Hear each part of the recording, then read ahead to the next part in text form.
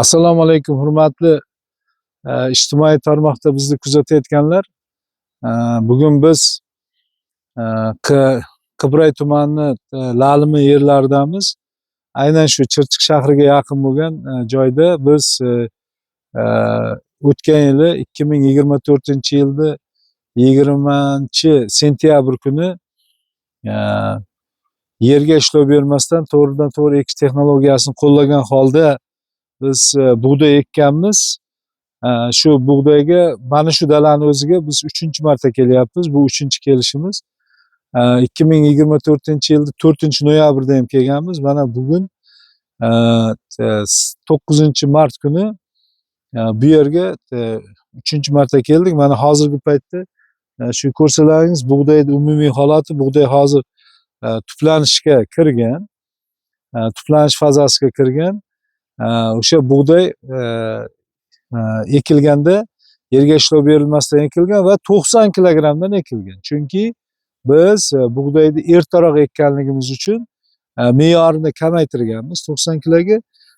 Lekin 90 kilo bo'lgani bilan ancha bu yerda hozir bug'doyni nimasini ko'rsak, holatini ko'rsak, holati yaxshi. Endi juda ham yaxshi deb aytishga bo'lmaydi, lekin yaxshi, chunki ayni paytda bilamizki, o'sha fevral oyi, mana martni boshlari juda ham ko'p yog'ingarchilik bo'ldi. Undan tashqari qor yog'di, temperatura pastga tushdi. Ana shularning hisobiga bug'doy boshqa, masalan, janubiy viloyatlarimizga, mana o'tgan videolarda qilganimizda, mana bu Qashqadaryo viloyatida Qamashda qilgan videomizdagi bug'doyni holatiga nisbatan sal orqaroqda, chunki bu yerda shu temperatura unchalik, harorat unchalik yuqori bo'lmaganligi uchun ham bug'doy ozgina rivojlanishdan orqada. Lekin shu narsani qayd etishimiz kerak, ayni paytda bug'doyning holati yaxshi. Mana ko'rib turganlaringizdek, bu yerda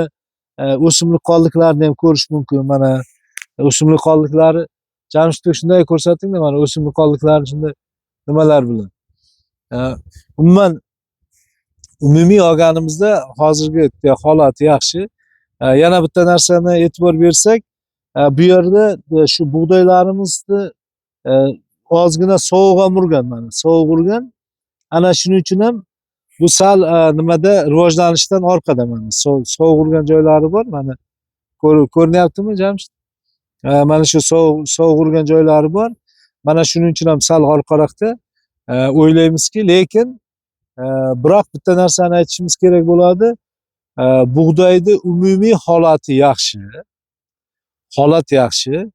Bug'doy hozir tuplanish fazasida yoki tuplanish chog'ida. Endi biz keyingi nimalarni, agrotexnik tadbirlarni o'tkazishga tayyorgarlik ko'ramiz. Birinchi o'rinda hozir tuprog'imizda unchalik katta temperatura, harorat bo'lmaganligi uchun ham, shu yuqori harorat bo'lmaganligi uchun ham salgina to'xtatib turamiz. Menimcha shu bir haftalardan keyin Jamshid bu yerda o'g'it berishni boshlasak bo'ladi. Shunda sal nima qiziydi.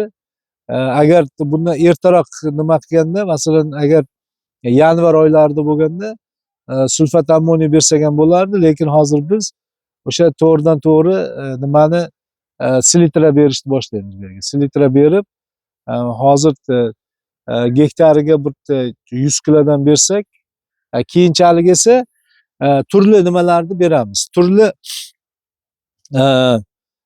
biostimulyatorlar, undan tashqari mana shu haligi suvda eruvchan azot, fosfor, kaliy o'g'itlarini beramiz. Suspenziya yo bargdan oziqlantirish orqali beramiz. Shu orqali berib, bug'doyda endi umumiy nimasi holatiga qarab o'sha nimalar. Keyin yana bitta narsa, o'g'itlar, nimalar, begon o'g'itlar chiqib kelyapti.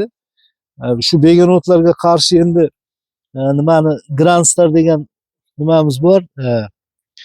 Granstar degan gerbitsidimiz bor. Granstar Plus deb aytiladi. O'sha Granstar Plusdan undan beramiz. Shu orqali endi Lalimi maydonlaridagi hosildorlikda ham shu kamida shu endi 20 sentner yoki 2 tonnadan kam bo'lmaydi bu yerda. Shu holda hozircha nimalarimiz, prognozlarimiz shunday.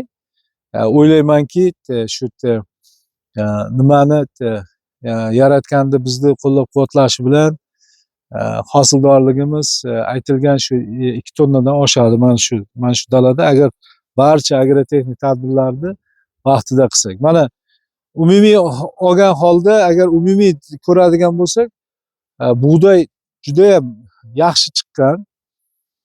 Faqatgina shu mana bu fevral oyidagi va mart oyini boshida bo'lgan mana bu sovuqlar, undan keyin qor yog'ishi buni sal rivojlanishdan to'xtatgan. O'ylaymanki, bu ertaga baribir ham nima deydi, kun isishi bilan bu yana yaxshi rivojlanib ketadi. Asosiysi, bizga misol uchun dehqonlar, fermerlar ishonchni boshlayapti.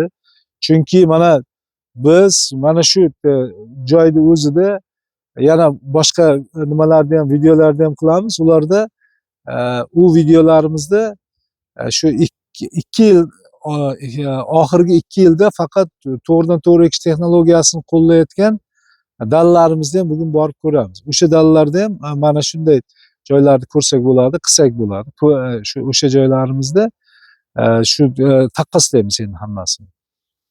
Shuning uchun o'ylaymanki, bu texnologiya O'zbekistonda lalimi maydonlar uchun juda ham mos texnologiya, iqlim o'zgarishiga moslashadigan texnologiya. Shu iqlim o'zgarishi bizda qurg'oqchilik ko'proq bo'ladi deyapti. O'sha prognozlar bo'yicha o'sha iqlim o'zgarishiga moslashishda aynan mana shu texnologiya orqali biz o'sha ekinlarning hosildorligini bir xil darajada ushlab turishimiz mumkin bo'ladi. E'tiborlaringiz uchun katta rahmat. Videolarimizni kuzatib turing, chunki biz hozir bundan keyin yana bitta video olamiz. U videomizda nimada lalimi joyda 2-yil bug'doy ekilgan dalalarimiz bor. O'sha dalalarga ham borib bugun videosini olamiz va sizlarga o'sha joylardan nimalarni, ma'lumotlarni berib turamiz. Katta rahmat barchaga.